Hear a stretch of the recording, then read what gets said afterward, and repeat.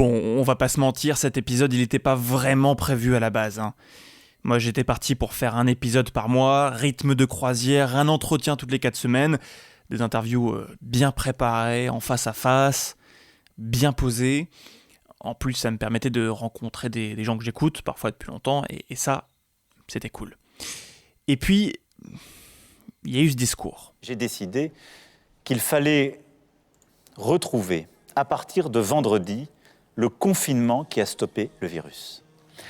Tout le territoire national est concerné, avec des adaptations pour les seuls départements et territoires d'outre-mer. Et là, je me suis dit, il faut que je fasse quelque chose. Parce que comme dans toutes les boîtes de France, de la PME à la multinationale en passant par la boucherie ou l'agriculteur, et ben cette période, elle est pas comme toutes les autres. Ouais, il faut faire quelque chose, raconter la radio qu'on va vivre pendant ces prochaines semaines, celle qu'on a faite au printemps et qu'on va peut-être devoir refaire, enregistrer des voix dans son placard ou sous la couette, parce que pour l'acoustique, c'est mieux. Recommencer avec des directs à distance qui bug, et puis revivre ces journées de déprime parce que les collègues, au fond, ils vous manquent. Parce que ce qu'on vit là, non, ça fait pas vraiment plaisir. Mais pour un média comme la radio, c'est quand même sacrément intéressant à observer, parce que c'est un gros coup de pied dans la fourmilière. Les micro-ondes version reconfinée, épisode 1, Stéphane Jobert. Bonjour Stéphane Jobert. Bonjour Cyril. Comment ça va ? Très bien, on sort de matinale. Animateur à France Bleu, journaliste aussi à BFM Paris. Bon, tu le disais, tu sors de matinale. Comment ça s'est passé ce matin, cette première matinale reconfinée ? Très bien, très bien. On a passé donc 3h30 à l'antenne avec les auditeurs de France Bleu en national et France Bleu Paris pour la suite. Ça se passe, on s'adapte et c'est vrai qu'on vit un moment qui est un peu étrange, que l'on revit, on va dire, un moment étrange. Alors, le premier confinement, beaucoup de gens étaient en télétravail avec des applications par internet, etc. Toi, tu étais en studio ce matin, hein ?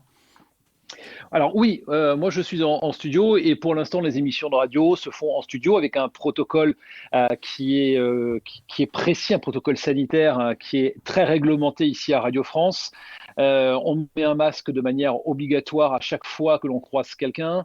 En studio, on peut l'enlever quand on est tout seul, mais dès qu'il y a un journaliste, un chroniqueur dans le studio, il faut absolument que l'on mette le masque et de manière systématique pour parler à l'antenne. On a des gels pour désinfecter les mains, le matériel. Donc, on est évidemment très accompagné pour éviter qu'un studio radio comme un plateau de télévision devienne un cluster. Bon, le masque, toi, à la radio, tu le vis plutôt bien ou pas ? Moi, je sais que j'ai eu beaucoup de mal à m'adapter. Et encore maintenant, hein.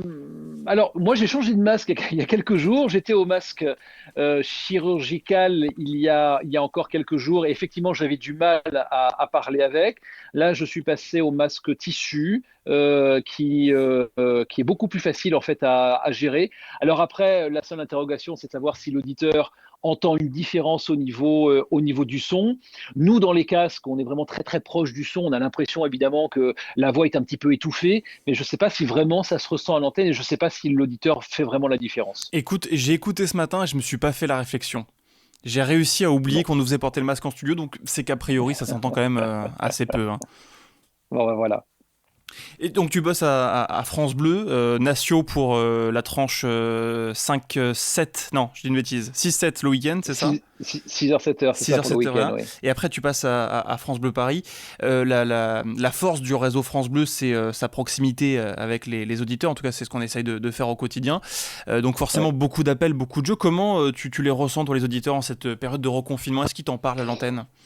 Oui, ils m'en parlent et évidemment on les fait réagir sur ce qui se passe dans leur vie depuis plusieurs jours, depuis quelques heures aussi. C'est vrai que le sentiment que j'ai avec les nombreuses interventions depuis hier samedi et encore ce dimanche, c'est que les gens sont assez tristes. Alors, je dirais pas démoralisés, mais on sent quand même un peu une baisse de régime, une baisse de morale, une baisse d'engouement de la part des auditeurs. Alors après, est-ce que c'est le début de cette deuxième période de confinement qui fait que, mais on les sent effectivement un peu fatigués, un peu lassés. Alors après, évidemment, il y a un peu une résignation, c'est-à-dire qu'il faut se mettre, il faut faire ce que l'on nous demande de faire. Donc les gens sont assez respectueux des règles, mais je sens effectivement une petite baisse de morale quand on discute avec les auditeurs. C'est un peu moins joyeux que ce que l'on peut avoir en saison habituelle. Ouais, et en plus, ce reconfinement, j'ai l'impression qu'il est un peu particulier parce que il y a des commerces, il y a plus de commerces au coprintemps qui restent ouverts. On peut quand même aller travailler dans certaines conditions. J'ai l'impression que c'est un peu un demi-confinement. Les auditeurs ont aussi, à ton avis, un peu ce sentiment-là? Oui, les auditeurs ont ce sentiment-là. Moi, j'ai eu la chance d'avoir à l'antenne, par exemple, une boulangère d'Alsace qui me disait, voilà, moi, je travaille, mais j'ai pas beaucoup de monde dans ma boulangerie. Bon, je l'ai eu à l'antenne, il était un peu avant 7 heures, donc c'était le début de la journée. Je pense que au fil des heures, sa boulangerie a dû se remplir. Après, les gens me disent, voilà, on respecte les règles, on va sortir une petite heure parce qu'on a besoin de sortir. Et peut-être qu'à la différence du premier confinement, les auditeurs ont compris qu'il fallait aussi prendre l'air, respirer, s'aérer, faire du sport et faire des activités qui nous permettent un petit peu de nous aérer la tête. Mais voilà, bon, après, on fait avec les règles. Là, on est encore en période de vacances. La Ouais. rentrée, c'est dans quelques heures. Et on verra si effectivement le nouveau confinement ressemble, je pense que ça ne ressemblera pas à ce qui s'est passé au printemps, mais on verra un peu les niveaux de différence. En tout cas, on voit dans les grandes villes que certaines prennent un peu plus la liberté de sortir et peut-être sont un petit peu moins à cheval sur les règles qui sont mises en place. Un peu moins strict, un peu moins rigoureux. Ton boulot en tant qu'animateur, c'est un peu un subtil mélange entre de l'info, voilà, apporter de l'info aux auditeurs et en même temps animer, donc vraiment divertir.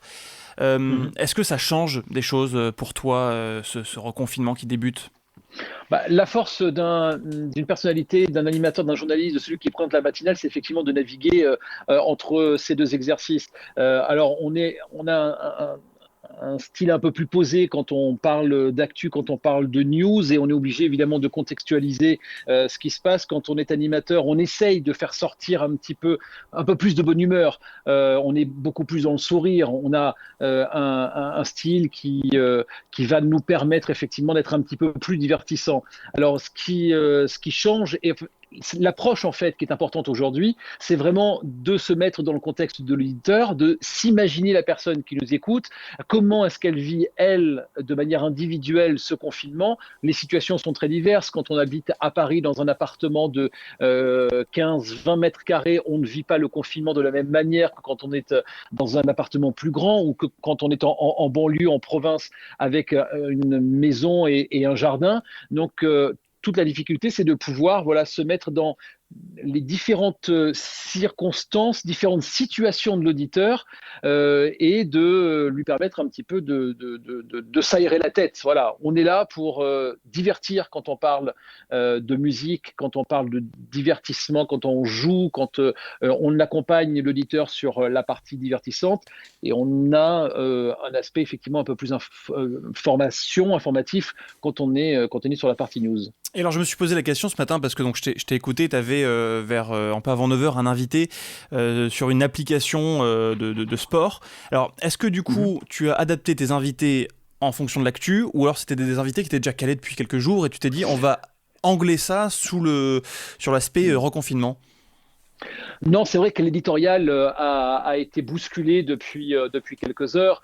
On a changé les invités qui étaient calés pour ce week-end, par exemple. Ce qui est intéressant, on ne peut pas parler des sorties en Île-de-France. Ça n'aurait pas de sens de dire allez vous balader, allez visiter le château de Versailles ou allez vous promener en forêt de Fontainebleau. Ça n'a pas de sens. En revanche, il y a de nouveaux services qui sont apparus déjà dès la fin du premier confinement. On en avait déjà parlé, mais là, on en reparle avec ce deuxième confinement.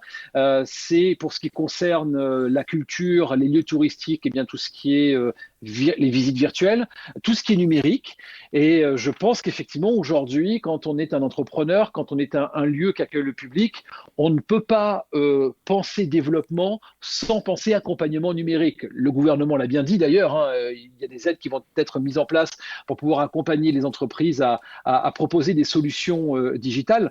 Mais là, je crois que c'est plus que jamais la crise qui nous prouve que effectivement, il faut s'y mettre. Donc oui, des invités ont été annulés, d'autres ont été calés pour faire place à des choses qui sont beaucoup plus actuelles. Et est-ce qu'on se dit pas que avec le premier confinement qui a duré quasiment 2 mois, avec en plus toute la période après du déconfinement, on a fait beaucoup de sujets autour voilà, de ces nouvelles choses qui sont arrivées, de ce nouveau monde entre guillemets, est-ce qu'on n'a pas un peu le sentiment d'avoir un peu tout fait, tout dit quoi, à ce sujet-là? Moi, j'ai pas l'impression parce que effectivement, des entreprises ont changé leur mode de travail pendant le premier confinement et juste après, mais on nous a dit qu'une deuxième vague allait arriver. Donc, entre cet été et novembre, les choses ont continué à évoluer. Certaines boîtes qui n'avaient pas pris le pas du numérique l'ont fait là à la rentrée. Il y a des solutions nouvelles qui existent et des solutions qui ne sont pas encore mises en place et qui vont encore exister, et qui seront mises en place dans les semaines, dans les mois qui viennent.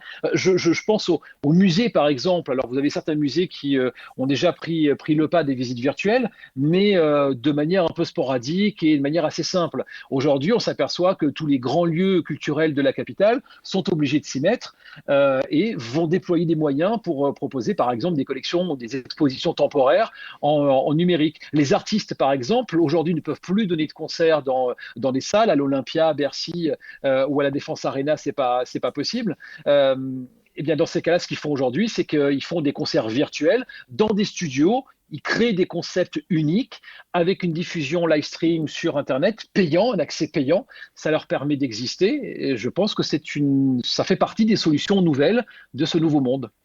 Et puis ça permet de reparler de culture sur nos antennes après que tout était fermé quoi, après plus de musées, plus de concerts. Exactement. Alors après, il faut qu'il y ait un accompagnement. Je pense à ces artistes qui faisaient des petites salles à Paris. Mm. Si vous n'avez pas un minimum de moyens financiers, c'est compliqué de mettre en place des concerts numériques. Quoique aujourd'hui, on se dit qu'avec Internet, avec un simple téléphone, un simple smartphone, vous pouvez diffuser en live stream des sessions. Après, bon, c'est toute la partie promo qui coûte un petit peu d'argent. Donc, on s'aperçoit aujourd'hui que les artistes qui ont les moyens mettent en place de gros moyens. C'est une manière de se réinventer. Vous savez, les crises économiques, comme en temps de guerre, en fait. En temps de guerre, il a fallu réinventer certaines choses. La crise économique. Alors évidemment, il y a certaines entreprises, je pense au tourisme par exemple, qui pâtit de la crise sanitaire actuelle, mais vous avez d'autres entreprises du secteur des télécoms, de la communication, des médias par exemple, du digital, de la tech, qui aujourd'hui sont en pleine expansion. Donc il y a effectivement pour certaines entreprises des choses ça ne va pas, mais pour d'autres, la crise c'est un élément salvateur. Juste pour revenir sur ce reconfinement, toi quand tu l'as appris, t'étais dans quel état d'esprit? T'étais un peu résigné, un peu... Non, parce que je positive de manière générale. Je suis Ouais. quelqu'un qui voit toujours le verre plein plutôt que le verre vide. Alors, sur le premier confinement, moi, j'étais pas à Paris, j'étais pas en France pour le premier confinement. J'étais aux États-Unis et je suis resté bloqué quelques semaines de plus que ce qui était prévu donc aux États-Unis. Donc, je l'ai pas vécu comme certains ont pu le vivre à Paris, enfermé totalement. Là, on est avec un deuxième confinement, mais avec un peu plus de liberté. Donc là, par exemple, je peux très bien aller travailler. Moi, ça ne va pas changer grand-chose, puisqu'effectivement, je suis obligé de me déplacer pour mon travail. Donc c'est ce que je fais. Je resterai pas enfermé. Voilà. Après, je pense qu'il faut positiver. Voilà, on a un mois minimum. Je pense que le minimum est important à dire aujourd'hui. Ouais. On a un mois minimum à passer dans ces conditions. Il faut pas rester chez soi à déprimer. Au contraire, je pense qu'il faut se bouger, il faut trouver de nouvelles solutions pour continuer à vivre convenablement. Juste pour terminer, est-ce que moi j'ai un peu le sentiment que dans ces périodes très particulières de crise, c'est dans ces moments-là où la radio est particulièrement importante dans sa mission d'information, d'accompagnement. Tu partages ce sentiment toi aussi? Oui, mais de manière générale, la radio est un média qui est sérieux, qui est crédible. On ne va pas parler des réseaux sociaux et des nombreux fake news que l'on peut trouver facilement sur les réseaux sociaux et donc facilement se faire berner. La télévision, c'est un média qui est évidemment différent de la radio. Enfin, on le connaît tous, mais la radio, évidemment, c'est un média qui reste passionnant, fait par des gens qui sont passionnés. On adore, voilà. Mm. Donc, on est là, on sait qu'on accompagne les auditeurs dans leur quotidien. L'idée, c'est encore plus d'être plus proche d'eux en période de crise sanitaire. Ouais, tu parlais des gens passionnants, on l'avait bien vu au premier confinement avec des gens qui n'hésitaient pas à se mettre dans leur placard ou sous leur couette pour faire de la radio depuis chez eux. On ne sait pas encore voilà, si ça va se reproduire comme ça, si on va nous demander de repasser un peu en distanciel, mais en tout cas, voilà, au premier confinement, ça n'avait pas hésité à, à faire de la radio dans des conditions très inconfortables. Merci beaucoup Stéphane. Ouais. Merci beaucoup, Cyril. On est arrivé au bout des 15 minutes réglementaires. Je te laisse aller te reposer après ta matinale. Tu t'es levé tôt, je crois, ce matin. Tu m'as répondu, c'était 3 heures du matin. Oui, c'est ça. Le rythme, 3 heures du matin, réveil, et puis prise d'antenne à 6 heures, et on est à l'antenne jusqu'à 9h30. Bon, je crois qu'il est temps d'aller se recoucher. À bientôt, Exactement. Stéphane. Merci beaucoup. Merci beaucoup, Cyril.